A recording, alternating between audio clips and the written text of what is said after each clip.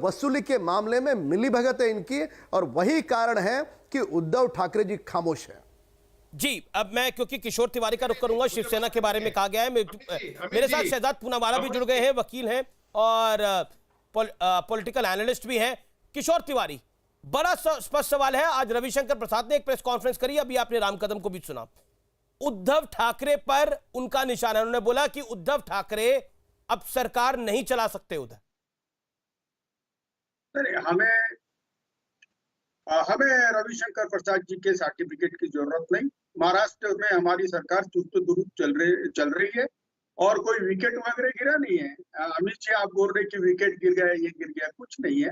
अब तुमको बताता हूँ, परमवीर जो तकरार लेके गए थे तो उसको तो कोर्ट ने कंसिडर नहीं किया और पीआईएल को भी नहीं किया। एक जयश्री पाटिल ने पुलिस में कंप्लेंट की थी और उसको पुलिस ने उसको इन्वर्ट में लिया था, लेकिन पुलिस ने गुना दाखिल नहीं किया और उस दिन के इन्वेस्टिगेशन में उसने कहा कि मुझे महाराष्ट्र पुलिस में न्याय नहीं मिलेगा।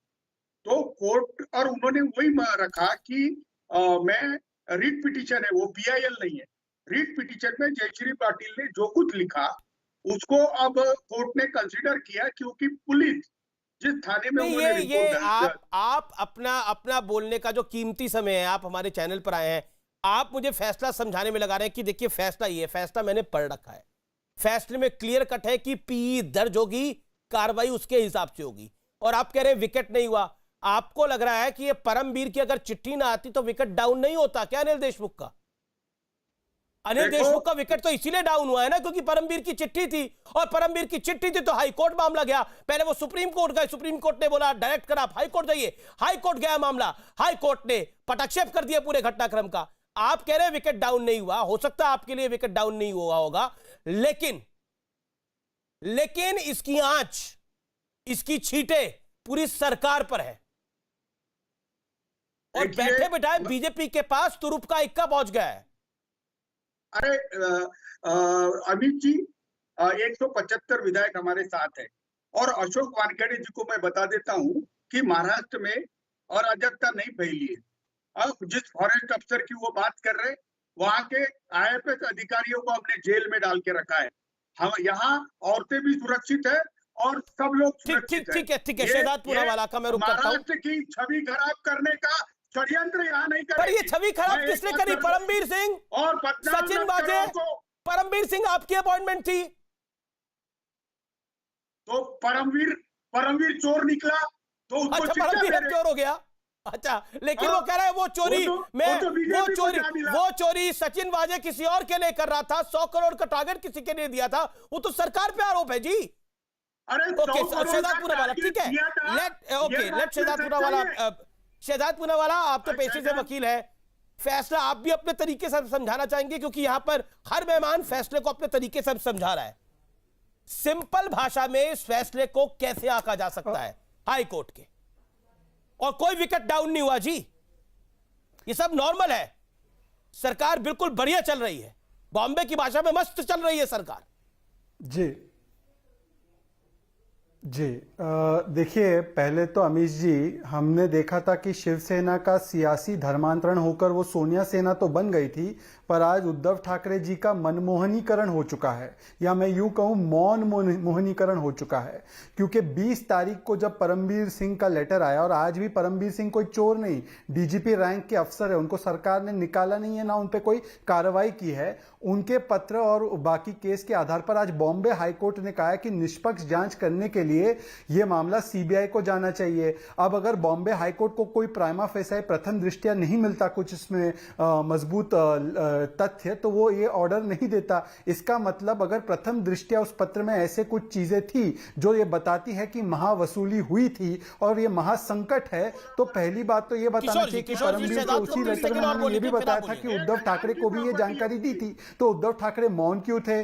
उद्धव ठाकरे ने कार्रवाई क्यों नहीं की? और केवल अनिल देशमुख के इस्तीफे से महासंकट को हटाने की कोशिश तो की जा रही है, पर महाविनाश तो उद्धव ठाकरे के नाक के तले हो रहा था, तो उद्धव ठाकरे पर भी कार्रवाई होनी चाहिए। सवाल ये भी बनता है, देखिए आज विकेट तो गई है पर वो नैतिकता की विकेट है, और नैतिकता की विकेट इस तरीके से गई है, एक सेकंड सर, एक सेकंड, नैतिकता की विकेट इस तरीके से गई है कि क्या नैतिकता के आधार पर एनसीपी ने कार्रवाई कर दी? तो क्या मुख्यमंत्री उद्धव ठाकरे के मन में और उनके अंतरात्मा में नैतिकता नहीं थी, इसलिए कार्रवाई नहीं की? अब किशोर तिवारी जी परमवीर सिंह को गाली दे, किशोर तिवारी कल तक हम साथ साथ है और आज हम आपके हैं कौन? परमवीर सिंह को तो आपने सीएजी बनाया, आप इसी शो पर आकर कितनी तारीफ करते थे सुशांत केस में उनके कार्रवाई पर, आप इसी शो पर आकर कहते थे कि किस तरीके से परमवीर जैसा अफसर नहीं है, और आज परमवीर को हम आपके हैं कौन? इस तरीके से गाली मत दीजिए। आप सवाल ये बताइए कि सचिन वाजे को उद्धव ठाकरे ने क्यों बचाया? ये कहकर कि ओसामा बिन लादेन नहीं है। अब उद्धव ठाकरे को जानकारी थी परमवीर के लेटर के हिसाब से, तो क्या उन पर भी कार्रवाई नहीं होनी चाहिए क्या? शहजाद झूठी बातों को क्यों रख रहे हो? शहजाद झूठी बातें कर रहे हो।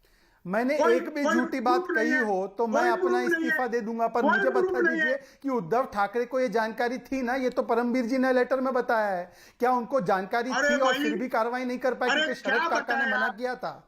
ये बताइए कि मनमोहन सिंह की तरह मनमोहन सिंह महाराष्ट्र के क्यों बने? वो उसके बोलने में, आरोपी के बोलने पे सच मानो, आरोपी के बोलने पे, अरे परमवीर वो मनसुख भाई उनके बोलने से नहीं, बॉम्बे हाईकोर्ट ने कार्रवाई की है। करके गया वो बीजेपी को जा मिला है।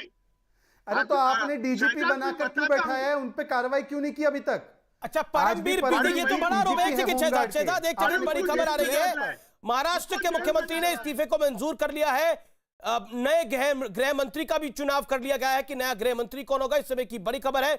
देशमुख का इस्तीफे को मंजूर किया गया है, इस समय की ये ब्रेकिंग स्टोरी है। दिलीप वलसे पाटिल को अब प्रभार दिया गया है, अतिरिक्त परिवार है, ये परमानेंट नहीं है जो हमारी जानकारी है। महाराष्ट्र होम मिनिस्ट्री का प्रभार जो दिया गया है वो अभी टेम्परेरी है, देशमुख का इस्तीफा परमानेंटली मंजूर कर लिया गया है। मैं क्विकली रुक करता हूं, मेरे साथ राम कदम है। राम कदम, ये सब कुछ बीजेपी का प्लान था, परमवीर बीजेपी के साथ मिल गया है, 100 करोड़ का मामला जो है वो सारा बीजेपी का क्रिएटेड है। क्या आखिरकार इन सबके पीछे बीजेपी है? शिवसेना का ये कहना है हमारी सरकार को डिस्टेबलाइज करने की। अमीश जी अपेक्षा करूंगा किशोर जी देखिए, आपके बीच में राम कदम जी भी नहीं बोले, आप शहजाद के बीच में बोले। मेरा निवेदन है एक एक करके अपनी बात को रख लीजिए, सब अपनी बात को रख ले, आप इतने वरिष्ठ है, अपनी आपकी वरिष्ठता का भी हम ध्यान रख रहे हैं। बोलिए राम कदम।